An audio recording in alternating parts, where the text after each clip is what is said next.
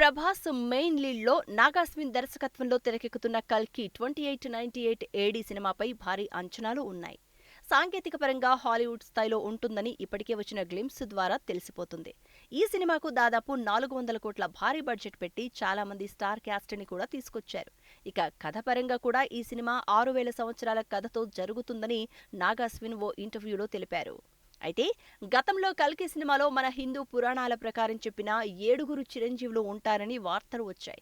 తాజాగా నిన్న అమితాబ్ బచ్చన్ అశ్వత్థామగా ఈ సినిమాలో నటించబోతున్నట్టు అమితాబ్ క్యారెక్టర్ గ్లింప్స్ రిలీజ్ చేశారు. దీంతో 7గురు చిరంజీవులలో ఒకరైన అశ్వత్థామ క్యారెక్టర్ కల్కి సినిమా నుంచి రివీల్ చేయడంతో ఈ సినిమాపై భారీ అంచనాలు పెరిగి మిగిలిన 6గురు చిరంజీవులు కూడా ఉండొచ్చు అని ఆసక్తి నెలకొంది.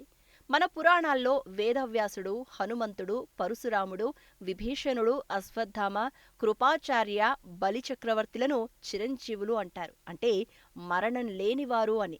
ఈ 7గురికి మరణం లేదని, కలియుగం చివరి వరకు ఉంటారని, కలియుగం చివరిలో వస్తారని అంటారు.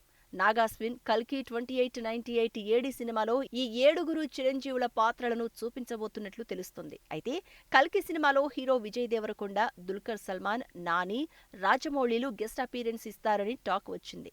వీళ్లే ఆ చిరంజీవుల పాత్రలు చేసి సినిమాలో కొద్దిసేపు మెరుస్తారని అనుకుంటున్నారు. మన పురాణాల ప్రకారం కలియుగాంతం చివరిలో విష్ణుమూర్తి అవతారం కల్కి వస్తుందని అంటారు.